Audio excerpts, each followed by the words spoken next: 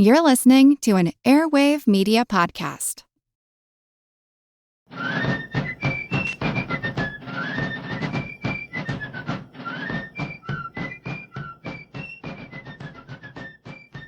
Hello, and thank you for joining the American Revolution. This week, episode 320, The Treaty of Paris. Last week, we left off with all parties looking to move along negotiations for peace. Both the French Foreign Ministry under Vergennes and the American Peace Commissioners had begun separate talks with Britain to negotiate peace terms. After Spain and France failed to prevent Britain from breaking their siege at Gibraltar, British positions seemed to harden. As France and Spain considered their options, the American Peace Commissioners resumed talks with British negotiators. Now, up until this time, through most of the summer of 1782, most of the negotiations had been between British negotiator Richard Oswald and the American Commissioner John Jay. Benjamin Franklin had been bedridden for many critical weeks with a bad case of bladder stones. John Adams was still in the Netherlands, and Henry Lawrence was still in London. By fall, however, Franklin was in better condition to join Jay in negotiations, and Adams was finally on his way from the Netherlands. On the British side, Shelburne sent Henry Strachey to join with Oswald as part of the British peace negotiation team in France. Strachey came from a prosperous but common English family. He had worked as a clerk in the War Office beginning in 1764, but quickly became private secretary to Lord Robert Clive, spending several years in India. After a few years, he returned to England a wealthy man. He won a seat in the House of Commons and purchased a plantation in East Florida. He didn't move to Florida, but managed his property remotely. Strachey traveled to America for the first time in 1776 as Admiral Richard Howe's secretary. Strachey assisted the admiral in his role as peace commissioner. He spent time in both New York and Philadelphia. He then returned to England after more than 2 years in America. In London, he took a government position as the storekeeper of ordnance. Throughout this time, Strachey retained his seat in Parliament. In 1782, Strachey took a role in the Rockingham Ministry. Then, when Shelburne took over, the Prime Minister tapped him to serve as Under-Secretary of the Home Department. He also asked Strachey to join Oswald in France to assist with the peace negotiations. Despite his extensive government experience, Strachey was only in his mid-40s, contrasting with Oswald, who was in his 70s. By the time Strachey arrived, Jay and Oswald had already agreed to borders between Georgia and Florida, and had agreed that the American western border would stretch to the Mississippi River. The border between what is today Maine and Canada was still a matter of negotiation. Oswald had also conceded American fishing rights off Newfoundland. These covered most of the main issues that the Americans had outlined as necessary for a final treaty. All of them had been resolved by September 1782, before Strachey arrived in October, and before John Adams arrived around the same time. But Strachey had come to be the bad cop after British were emboldened by the victory at Gibraltar. The ministry instructed Strachey not to undo issues that had already been agreed, but to take a harder line on other matters that seemed to be close to compromise between Oswald and Jay. Around the same time, Adams and Franklin joined Jay at the bargaining table. Before they all came together, Adams held a separate meeting with Jay to get up to speed on the negotiations. He left Franklin out of this meeting because Adams was still concerned that Franklin was too close to France. Adams was impressed with the hard line Jay had taken with Oswald and with the concessions that the New Yorker had already obtained. On November 2nd, the three commissioners, Franklin, Jay, and Adams, sat down to dinner with the British negotiators, Oswald and Strachey, to get a better idea of where the negotiations still needed to go. Strachey was adamant that America had to reimburse Loyalists for their losses. Britain would not agree to any peace that deprived loyal British subjects of their property, even in an independent America. He also wanted an assurance that British creditors would be permitted to collect private debts that they held in America. Adams suggested that this was a state issue, not something that the Continental Congress had the power to do anything about. He suggested that Congress recommend to the states that they provide just compensation for the Loyalists. Around this same time, another player entered the negotiations as well. The Marquis de Lafayette had left America with a commission from the Continental Congress to assist in the peace negotiations.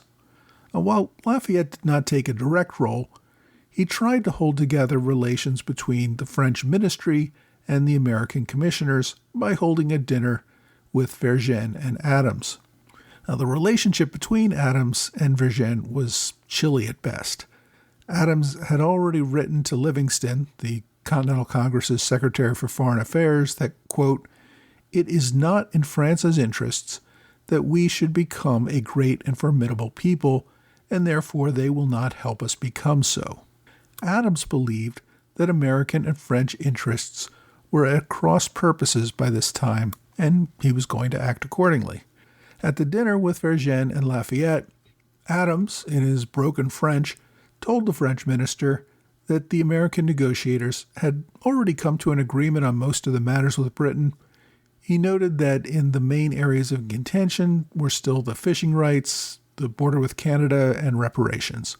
Vergennes seemed to side with Britain on the issue of reparations for Loyalists, but overall the dinner was cordial. Vergennes even offered that France would be willing to provide another loan of 6 million livres for the Americans. During this time, Strachey returned to London to discuss the American position.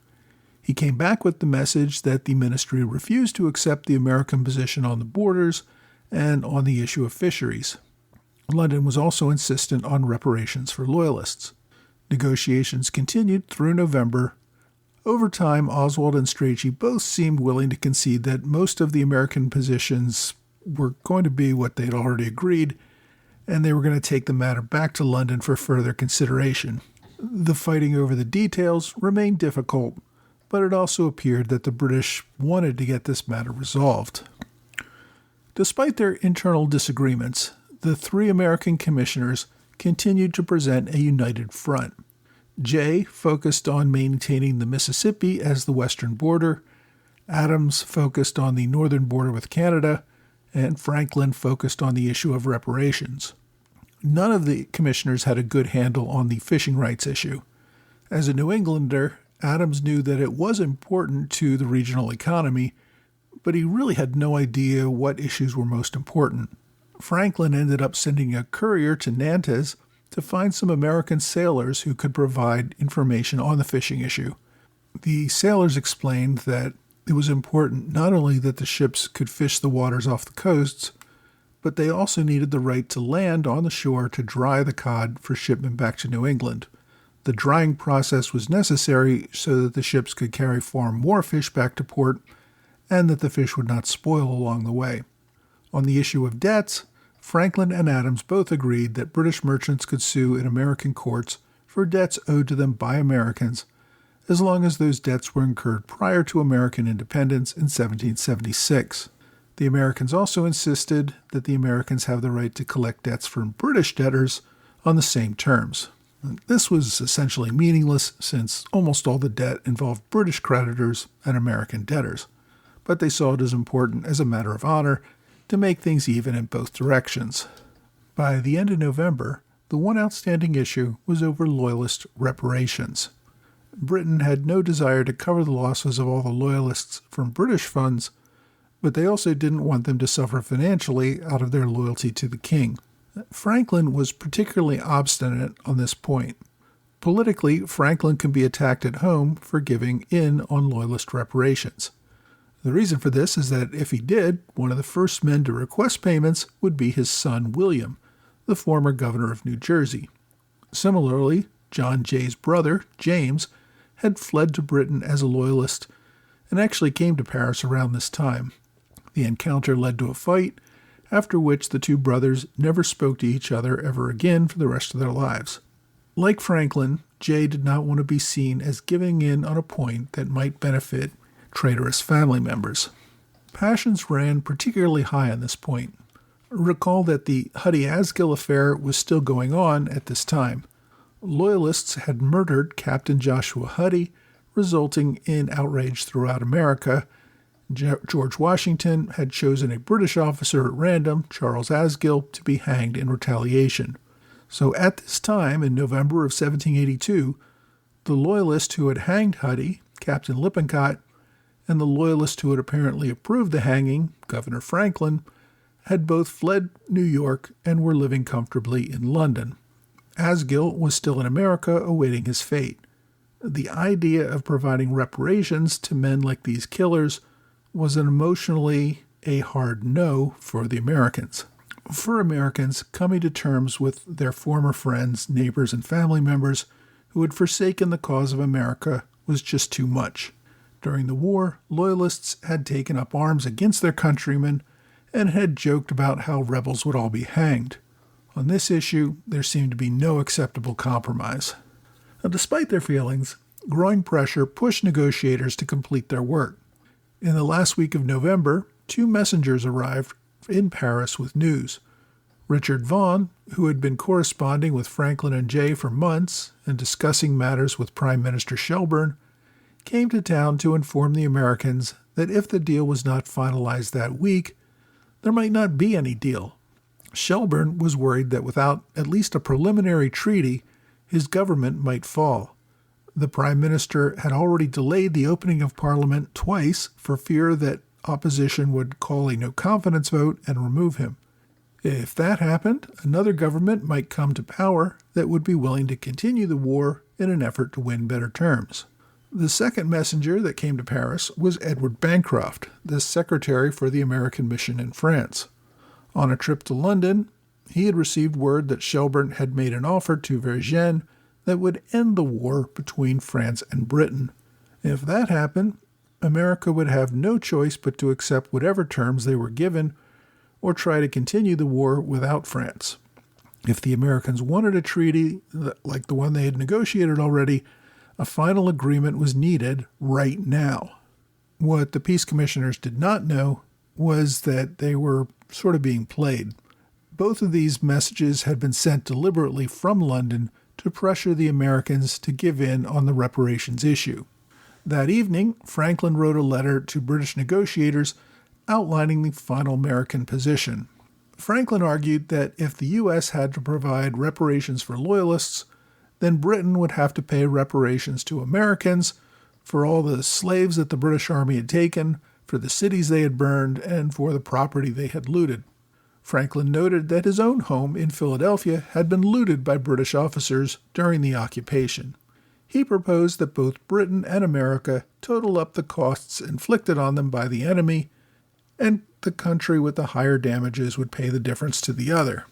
The British negotiators could not agree to this.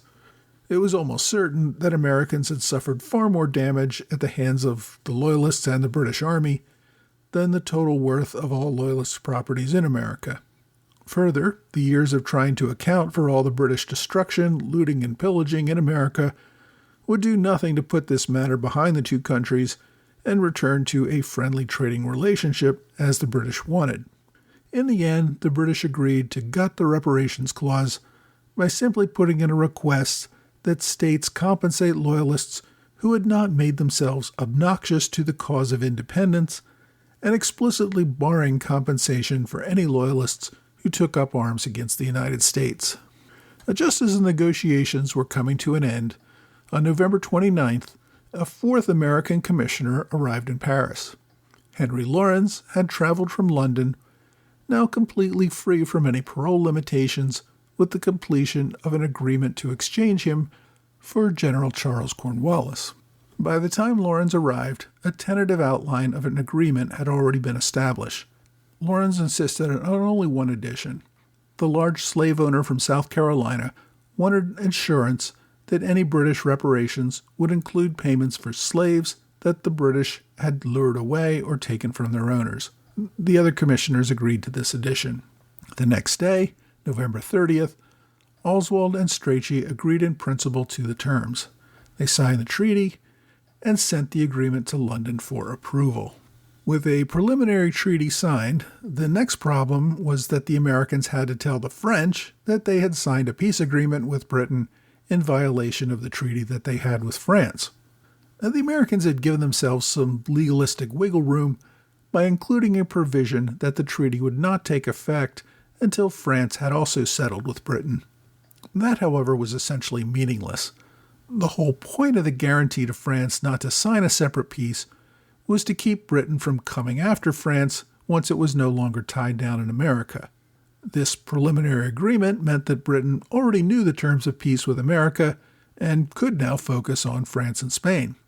Since Franklin had the best relationship with the French government, the other commissioners told him to go inform Vergennes. Franklin sent a copy of the treaty to Vergennes, and for several days he heard back nothing. While Vergennes did not respond to the Americans, he did comment to others that the terms were extremely generous for the Americans.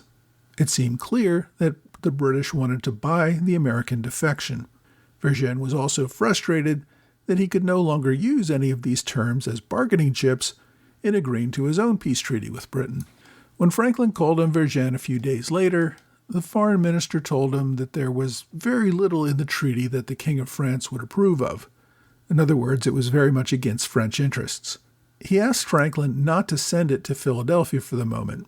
Franklin didn't respond to that request, but a few days later, on December 15th, Franklin sent a letter saying that a ship would be carrying the treaty to America, and would it be possible to get some of that cash that Vergennes had promised Adams for the Continental Congress so they could take that over with the treaty?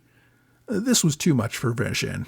He responded with an angry letter saying that the failure to consult with France on the treaty was itself a problem. Vergennes essentially said this was a slap in the face of the king, and he certainly wasn't going to hand over more cash after this treatment. Franklin sent a semi-apologetic response, saying that this was only a preliminary document, which was contingent on France and Britain establishing their own peace treaty. And then he dropped a semi-veiled threat that if the Americans did not get the money to keep going, they might just drop out of the war based on these terms and leave France hanging. When the ship sailed a few days later, it included 600,000 French livres, part of that loan from the King of France. Now, France had not been happy about the treaty, neither was most of Britain. Shelburne refused to reveal the terms of the treaty even to members of his own cabinet. On December 5th, Parliament finally reconvened. George III had to address the House of Lords. Spectators noted that the king looked troubled. He unrolled the speech that Shelburne had written for him and announced that the war with the colonies was over. The king continued, quote, "Finding it indispensable to the attainment of this object, I did not hesitate to go to the full length of the powers vested in me and offer to declare them." At this point, the king's voice dwindled to a whisper, and he had to pause to regain his composure. He continued, "And to offer to declare them free and independent states by an article inserted in the Treaty of Peace." The king went on to call for an end to all military operations in America. He prayed that the Americans might escape the calamities that England had suffered when it tried to govern itself without a king. And the speech ended with a hope that the common language and religion would keep a permanent union between the two countries. Even with the king's unenthusiastic support, Parliament was largely unhappy with the treaty. Both the Fox factions and the North factions in Parliament opposed it and attacked Shelburne. Words like preposterous, imbecility, humiliating were all thrown around during the debates. The Fox faction, which supported independence, was upset that the concession was provisional based on a French treaty. After all, their goal was to establish independence with America so that they could go after France. The North faction, of course, was upset by any concession on independence at all and wanted to just continue the war. They all seemed to agree that the destruction of the British Empire was all Prime Minister Shelburne's fault. Defending the government in the House of Commons was a young 23-year-old member named William Pitt. You may recall the name from many early episodes of this podcast. This was the son of the former Prime Minister who was such a big part of the government during the 7 Years' War. Pitt the Younger ignored the treaty qualifications and simply stated that American independence was the policy of the administration. Parliament was not quite ready to bring down the Prime Minister over this issue, but they weren't ready to just sign off on it either. Despite this preliminary agreement to terms, the final treaty approval would drag on for almost another year. Next week, as peace commissioners wrap up the war on paper, the actual war continues in the American West.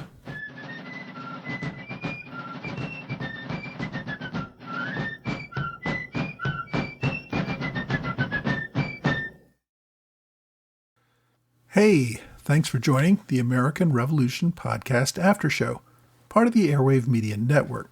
Thanks to my Patreon supporters in the Alexander Hamilton Club, George Davis, Mike Hager, John Celentano, and Michael Mulhern. And thanks to Robert Morris Circle supporters, Curtis Johnson and Chasen Harrison. Thanks also to John Diaz for a one-time gift on Venmo. I very much appreciate everyone who supports this podcast, either through an ongoing contribution on Patreon or a one-time gift via PayPal or Venmo. This week's episode covered the final negotiations for the peace agreement, finishing with the King's reluctant pronouncement that Britain recognized the United States as free and independent states. Now, there is some debate about why Britain finally acceded to independence. After all, they probably could have just sat in New York City forever. They also could have gone with the policy suggested by many in the North Ministry of just maintaining a naval blockade of colonial ports and keeping the colonies in misery until the people finally gave in. George III believed that the loss of all these colonies would devastate the British Empire, and he wasn't alone in this point. Remember that this was before Britain had significant colonies in places like India and Australia. So why did Britain want to give up on the colonies? France had feared a peace treaty between Britain and the colonies would result in Britain focusing the war more heavily on France. But that didn't happen either. Britain might have simply agreed to a peace treaty with France, giving up all offensive operations in the U.S., and then played the waiting game with its American colonies. France was economically at the end of its tether and probably would have gone along, leaving the colonies without British recognition of independence.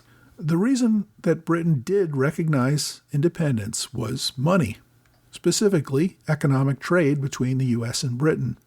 If Britain had continued a Cold War against the colonies, stifling them from trading with the rest of the world, the U.S. probably would continue to boycott Britain.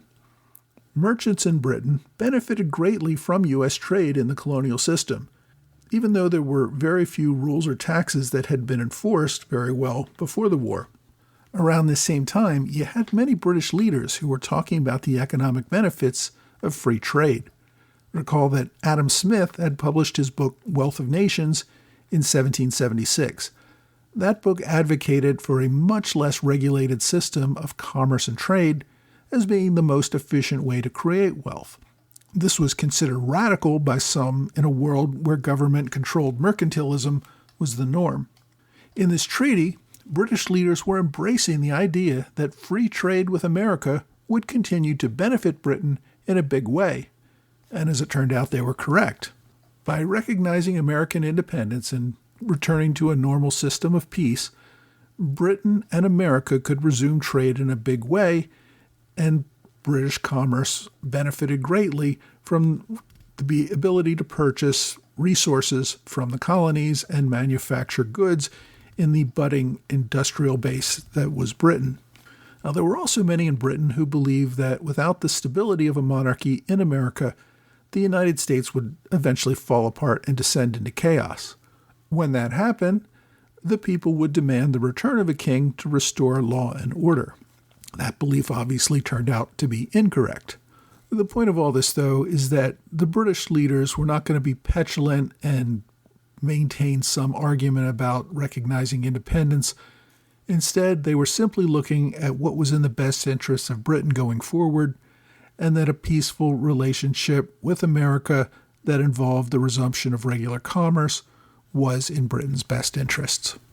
My book recommendation this week is Britain and France at the Birth of America, the European Powers and the Peace Negotiations of 1782 to 83. This is a look at Europe during the peace negotiations and gives a fuller picture of why the major powers of Europe ended the war the way they did. Now, I'll warn you that this book is crazy expensive, and it appears to be one that's written for academia.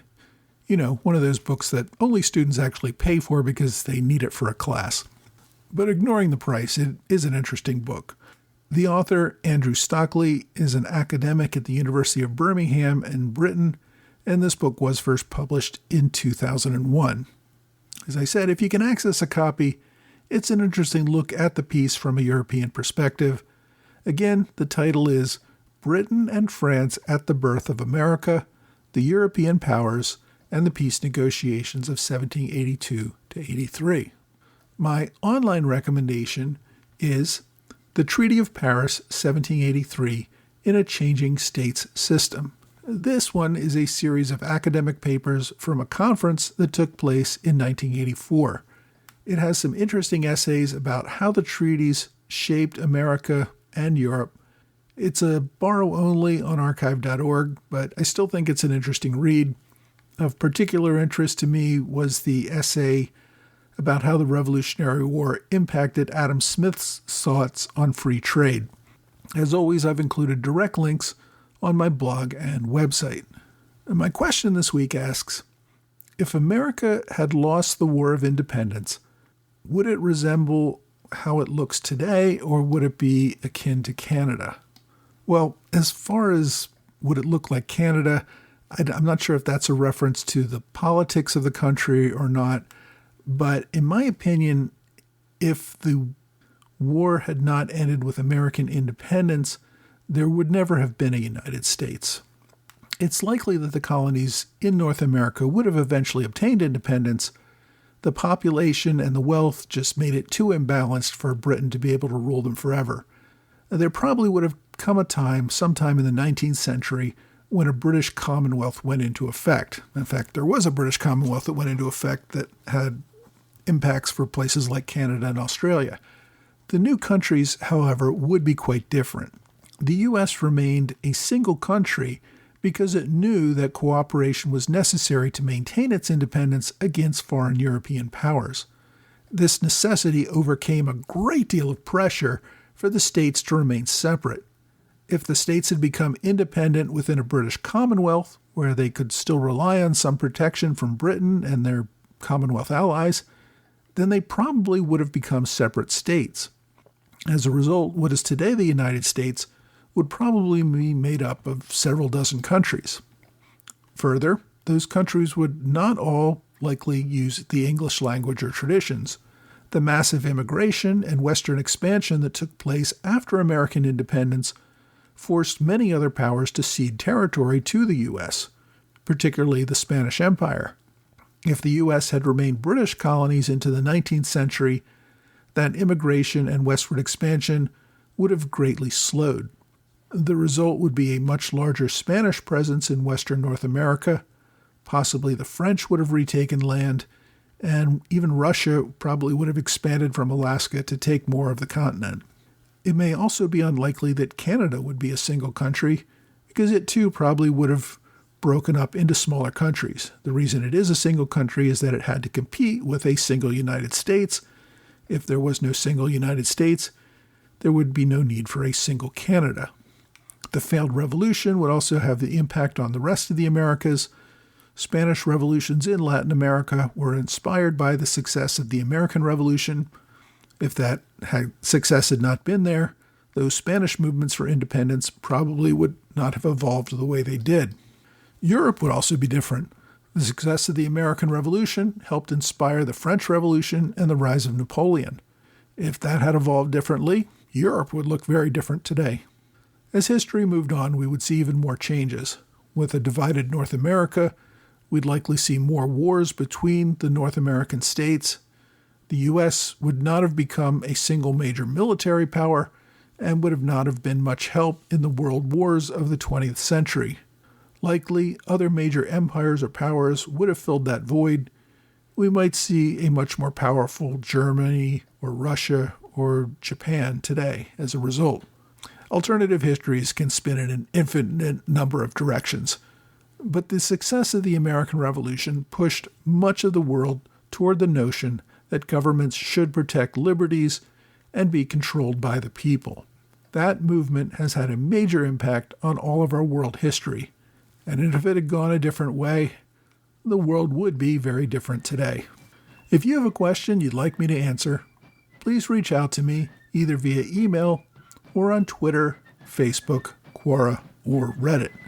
Well, that's all for this week. I hope you will join me again next week for another American Revolution podcast.